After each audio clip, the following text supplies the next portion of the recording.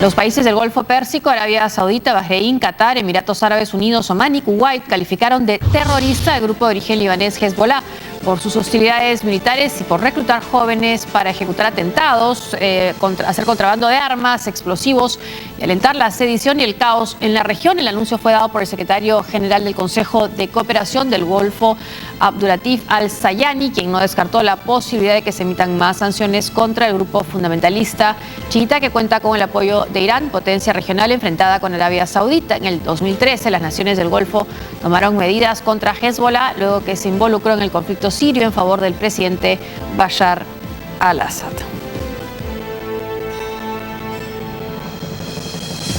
Bueno, solo brevemente también decir que a Arabia Saudita también se le culpa de tener o albergar terroristas, ¿no? O bueno, los que ejecutaron los actos del 11 de septiembre, por ejemplo, algunos provenían de ahí también, ¿no? Claro, en realidad pues esto está, digamos, forma parte, digamos, de esta lucha entre Irán, ¿no? Irán, Siria contra los países del Golfo, ¿no? En realidad forma parte de esa lucha, ¿no? O sea, no. La crisis de refugiados se agrava y con ella la situación de Grecia, un país que no puede seguir albergando a más inmigrantes, según anunciaron sus autoridades, mientras que el alto comisionado de Naciones Unidas para la ayuda a refugiados lanzó esta alarma ante la comunidad internacional. El problema empeora por el cierre de varias fronteras. El esfuerzo del gobierno griego se centra en ofrecer la ayuda de su ejército para habilitar con mayor rapidez la ampliación de un espacio donde un total de unos 10.000 refugiados puedan alimentarse de manera diaria. Se calcula que solo en Grecia existen unos 24.000 refugiados según la ONU y se prevé que el número llegue a 70.000 personas este mes.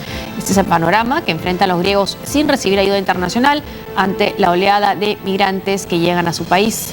Idomeni es un campo griego donde están miles de personas refugiadas que se quejan porque esperan entre 4 y 5 horas haciendo fila para pedir agua. Las vallas que dividen Grecia y Macedonia están rodeadas de miles de refugiados que esperan cruzar para continuar su viaje hacia los Balcanes.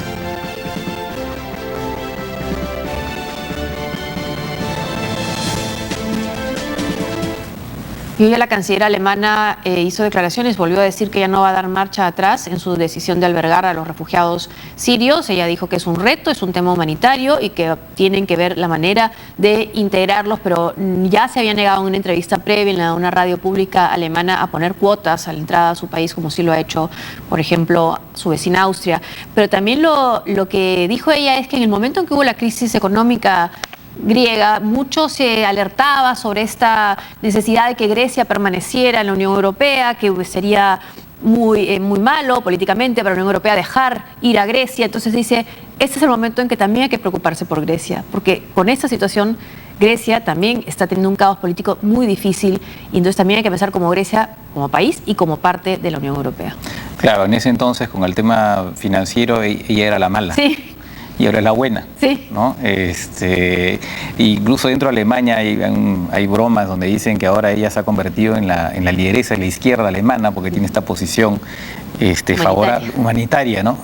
Ahora, lo de Grecia es tan grave que ha llevado, para empezar, el primer ministro Tsipras prácticamente amenazó con no suscribir una serie de acuerdos si es que no se le ayudaba, ¿no? La Unión Europea acaba de prometerle, de seguir, la Comisión ha decidido que le va a dar 300 millones de euros para empezar, para poder lidiar con toda esta tragedia a título de ayuda humanitaria. Es la primera vez que la Unión Europea le da a un país miembro ayuda humanitaria, porque la ayuda humanitaria normalmente va pues, a los países... Al África, muy pobres. Exactamente, ¿no? Y además es dinero que ya está presupuestado para otras cosas, entonces van a tener que hacer votar por el Parlamento y por el Consejo una norma por la cual ese dinero va a tener que ser sacado, digamos, retirado de alguna otra partida, ¿no? Pero por la urgencia lo van a tener que hacer, ¿no? Y también se está previendo que más adelante las ayudas podrían llegar a 700, de aquí al 2018, podría llegar a 700 millones de euros, ¿no? Y eso en un contexto además en que se están dando, por ejemplo, efectivamente en la frontera entre Grecia y Macedonia, enfrentamientos, ¿no? En Macedonia ha cerrado también su frontera. Y también otros países que están mandando a sus militares a las fronteras como Croacia y Eslovenia. Y todo esto agrava pues la situación en Grecia porque todos estos refugiados están bloqueados pues en Grecia, ¿no?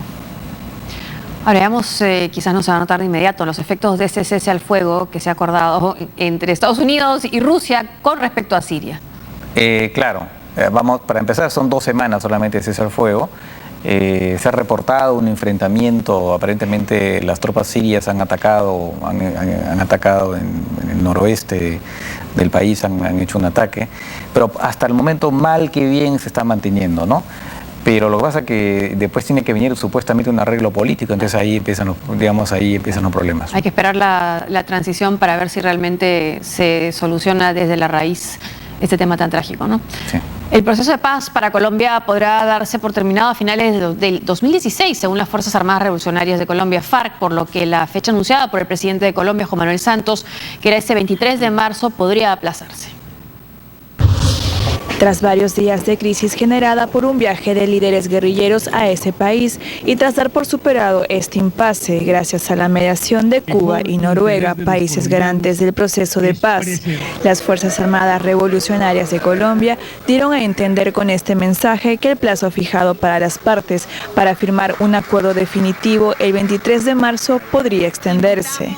Sin referirse abiertamente a dicha fecha, el grupo armado señaló que la suscripción de un pacto definitivo de paz está determinada por los compromisos que pueden alcanzar sobre el desarme de sus tropas y la ratificación de los acuerdos. Nos asiste la certeza de que al final de este 2016 los colombianos podremos contar con un protocolo de paz que nos permita propalar a los 4 vientos: terminó la guerra, terminó la guerra. El equipo negociador del gobierno no se ha pronunciado de inmediato sobre esta declaración. Ambas partes retomaron las discusiones de paz en su tramo final, presionados por el plazo que se autoimpusieron para rubricar un acuerdo el 23 de marzo, pese a que todavía faltan por acordar puntos sensibles sobre los que las partes han expresado ideas contrarias. Al respecto, la guerrilla formuló un nuevo llamado a su contraparte a abstenerse de asumir posiciones unilaterales. Estas noticias que llegan desde La Habana sobre este proceso de paz del gobierno colombiano y las FARC se suma a una noticia que llegó esta semana desde Colombia. Fue arrestado el hermano de Álvaro Uribe, Santiago Uribe, acusado de presuntos vínculos con el paramilitarismo. Por supuesto, eso ha generado la reacción airada y molesta de la bancada de Uribe, del mismo Uribe, el expresidente colombiano, que insisten en que se trata de con un doble rasero las FARC y al hermano del presidente por ser uno de los más conspicuos líderes que criticando este acuerdo de paz.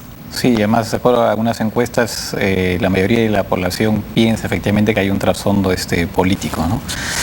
Y en todo caso, con respecto a la negociación, bueno, en realidad era lo previsible, ¿no? Ya varios especialistas habían dicho efectivamente que era muy apretada, digamos, este lapso de tiempo era muy apretado para poder llegar a un acuerdo. Las propias FARC, después de haber efectivamente, cuando estuvo esta presentación con el presidente Santos, comenzaron a decir efectivamente, bueno, va a ser un poco difícil llegar a la fecha del 23 de marzo, ¿no? Cuando hay puntos todavía en discusión, ¿no? Está, por ejemplo, un punto central es el tema del plebiscito contra la constituyente, ¿no? Esos son los temas que está y otros, ¿no? Entonces, no es una sorpresa. El propio presidente en algún momento también dijo, bueno, si es 2 o 3 semanas después tampoco es tan grave, ¿no? Entonces, mal que bien, ya hay una cierta resignación de que finalmente esta fecha, el 23 de marzo, no se va a respetar, ¿no? Una pausa y volvemos.